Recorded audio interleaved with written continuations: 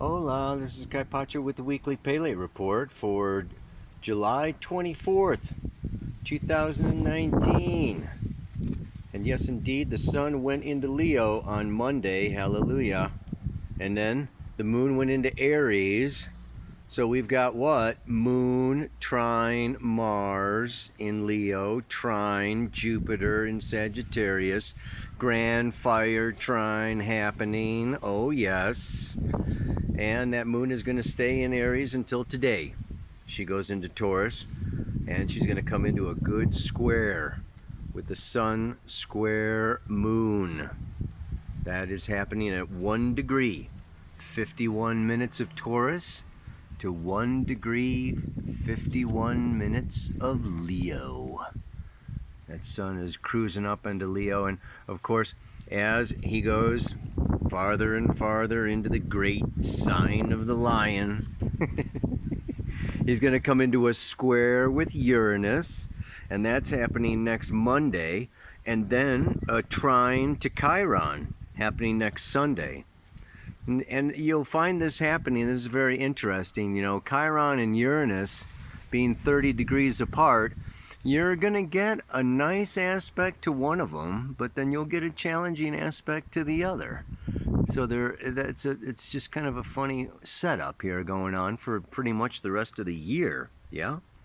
But the nice thing is that this Mars is going to stay in trine to Jupiter like all week. I mean, it is exact tomorrow on Thursday, but Mars moves pretty slow. Jupiter's going pretty slow, you know, coming back. It's going to station direct, okay, August 11th.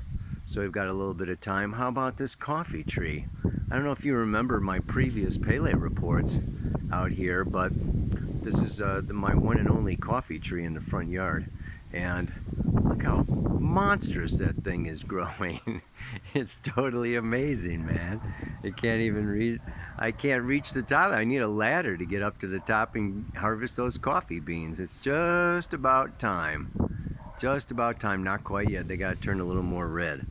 Anyway, the other great news happening is that Venus is also moving into Leo on Saturday. So we are going to have Sun, Venus, Leo, Mars energy happening. We're coming out of the water and earth, Cancer, Capricorn stuff, into some fire action here. And I'm going to look at the camera, talk to you about what that is. And here we go. All right, everybody. I am back with the living. I almost died. That freaking lunar eclipse was it was just a little too close to my sun. I had my birthday yesterday. Thank you all that wished me happy birthday on Facebook and everything like that. I had tons of messages. Kind of helped to bring me back from the dead. But I was down. I stayed in bed like a whole night and a whole day and a whole night, and I really felt like I had excarnated, like I was, you know, my birthday was coming, I'm getting old, I'm gonna die, it's all over. I went through this whole death process. It's very interesting because, you know, this is kind of like, you know, water has to do with the endings of things. And Lada was telling me, you know, she's a psychotherapist, my wife. She's saying, you know, it could also be that if you get down around your birthday, it can also be because your mom was scared or frightened or under a ton amount of stress before you were born. And it brings up all the stuff around your birth, because duh, it's your birthday. It's your solar return. I mean, I've got a heck of a solar return this year. Oh, por Dios. But anyway, there was this kind of like, you know, excarnate, like I was out there in another dimensional space, in another cosmic realm, in another parallel universe, you know. And and I had this feeling like even when I was down, it was like, you know what? I have to like inject myself. It's like I have to inject myself into this world, into this third dimension, into this body, out through this body. I have to pull myself into earth and express myself. This is the fifth house. This is the sign of Leo. This is like it's a task sometimes. You get into Pisces, and we had that moon in Pisces conjunct Neptune, and I just wanted to go North Node, Mercury, Venus, all down there, and the water sign of Cancer, just wanting to turn into a big puddle. And this is what water does. Water just kind of dissolves everything, and it goes down and sinks and goes in and goes away. It's very introverted, and I just, and then I think I even predicted it in the last Pele report. There was going to be a turn in the energy, and there has been. You probably have felt it as that sun went into Leo. Moon went into Aries, and now we've got Venus coming into Leo. Okay, we're doing this big shift, and this big shift has to do with this creative self-expression. That's why this mantra kind of came through today, because Leo in the fifth house is about self create, expressing. And I did actually, Laura got me that pen that she used. My writing is terrible, man. I tried to do it myself, but you can't do it. So Laura wrote at the beginning, right, with this cartridge pen, and it's like, we are the ball of the pen. We are the tip of the pen, and we're taking the ink of the universe that is this potential. Ink could come out in any way, shape, or form, and it's being channeled through us, through the tip of that pen, out into this world, onto the paper, making words or drawing pictures, communicating, an idea or a vision or an imagination or a memory, or we're taking our inside Cancer, right, and we're turning it out in through Leo. So we have the sun moving into Leo, and and it's like I said, it's coming into this beautiful trine, okay, to Chiron. This is very healing. We get to know ourselves through our creations. And so, as we create, you become ever more present. I was thinking about it, it's like, when are you most present? Like right here. Sports is one thing, okay? Sagittarius, Leo, Aries, these fire signs have to do, okay, with athletics and sports, when you're snow skiing, when you're going fast, okay, when you're rapidly entering the future, you're very present, very present, very present.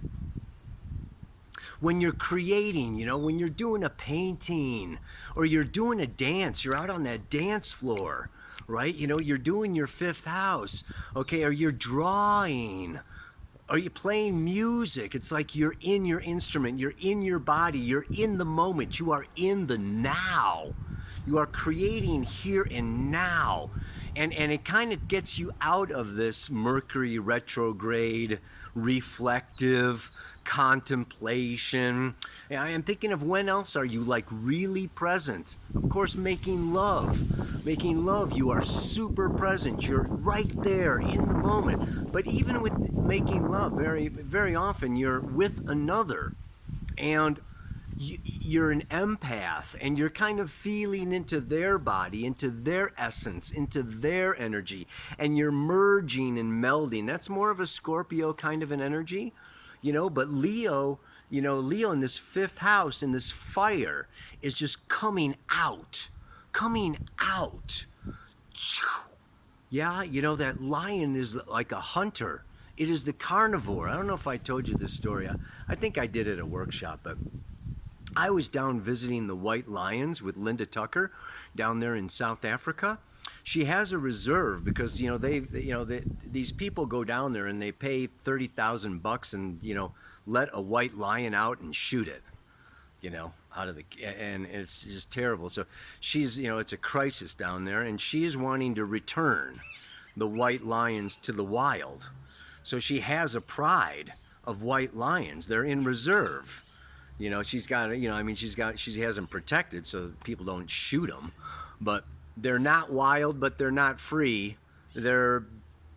But they're roaming around a huge territory. It's it's a big reserve.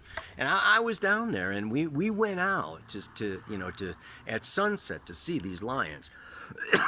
And I was in the back of a pickup truck.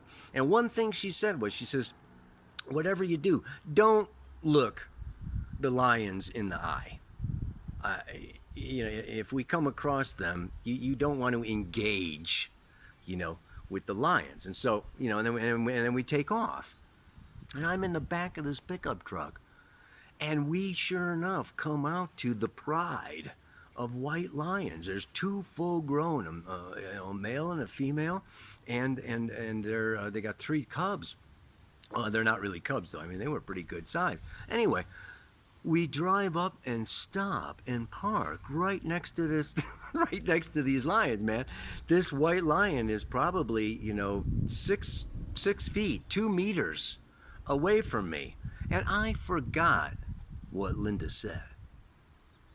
I looked the lion in the eye because his eyes were like magnets.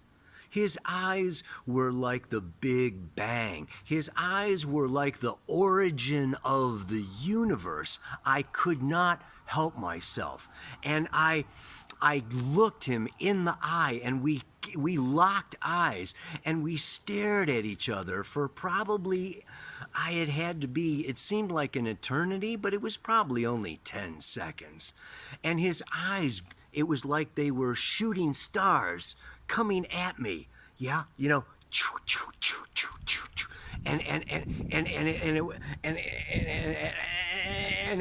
it got more powerful and more powerful, until all of a sudden it was like, this guy's gonna jump on top of me. He's getting ready to eat me. And I remembered what she said, and I looked away, and I got really freaked out. And I kind of said, let's get out of here. The lion energy, the only carnivore of the zodiac, it's a meat eater. And what is a meat eater? It's a killer. It's a predator. We have another predator. It's the eagle in Scorpio is another predator. But really, beyond that, there's not much. It's pretty chill. They're vegetarians in the zodiac. But there is this energy around fire, that fire has to do with transformation. And not only transformation, but it is also, I was just thinking about this, and you may disagree, I don't care, but fire invades, like fire invades the wood. Fire takes over the oil, right? Fire, the torch, kind of shoots out, or if you have, an explosion, right? Fire expands and it invades, and through that invasion, it burns. Through friction and through heat, it burns and it transforms one thing into another. Like you think of Burning Man. Think of all the fire out there on the playa, yeah? It is just like, this fire is this transformation. Earth, air don't really transform.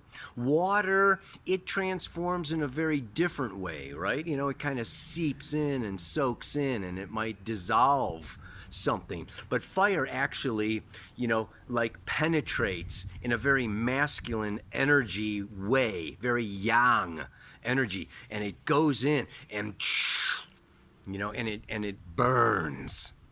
It burns. And it changes whatever was into something else. And this is what creation, what creation is really, about. yes, is this alchemy, this alchemical transformation where some catalyst comes into a substance and transforms it and changes it. Well, this Leo fire energy is the catalyst for change. And each one of us, Leo's ruled by the sun. You don't need to have planets in Leo. Everybody has a sun. Everybody has a fifth house. As a human being, each and every single one of us is a creator, a co-creator of our reality. And it's important. And I really feel when we stop creating is when we die. It is our death. It is dementia. It is when we, Alzheimer's. It's when we step back and we step out and we just become observers and we don't engage and we don't create anymore. You're done, baby. You may as well just, take your number. Check out. So we're here to create. We're creating a new paradigm. We're creating a new culture, a new reality, a new future, new children, new planet, new. I mean, it's just like... And that's how you know yourself and you feel yourself and you become more of yourself as you express and you send yourself out into the universe. So the sun is coming around through, Leo. Venus is going to join the sun. They're both going to be squaring Uranus. Okay, it's great to have this Mars trine Jupiter. It's time for great downloads. But we will have this pull of the past. That Uranus and Taurus, okay, there's this energy with the square where it's time, okay, to inject the new. So we may find subconscious, unconscious, erratic, unpredictable, where we need to rebel or we break free or we suddenly say forget it. Or, you can get very erratic with Sun Uranus aspects. So, as this week progresses, you will see that, you may feel like, man, I got to do something new. I got to do something different. I got to do something original. Or you want to freaking blow up, baby. Oh, man. So let it out, let it out. And let out. If you bottle it up, then you explode. And Uranus is also the ruler of trauma. So this could be, as we move on towards through the weekend into next week, there could be some traumatic news, traumatic, unexpected experiences, financial, Taurus, Uranus is in Taurus and things like that. Could be also with your family. Everything is, big around family now. Okay, that's still happening. But yeah, we want to just be awake, be aware that it's time to bring in the new. Bring in the new. So when focused on creating, I am my ultimate best. Yeah. Giving birth to the future, here and now. I am me, more fully expressed. Yeah.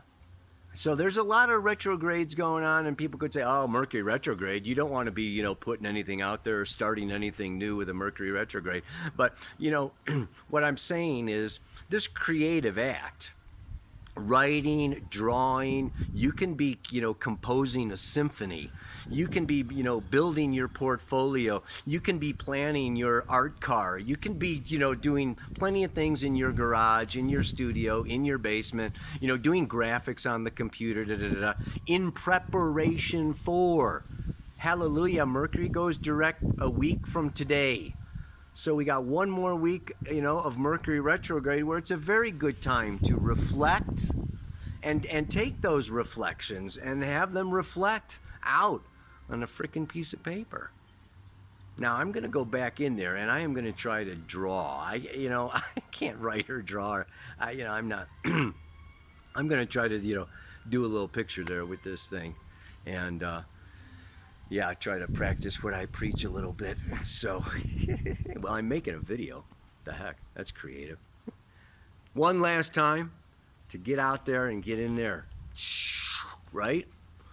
When focused on creating, I am my ultimate best.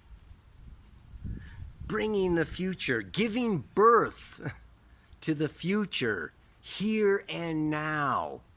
I am me, fully expressed. Yeah, baby. May you fully express your creative genius. Namaste.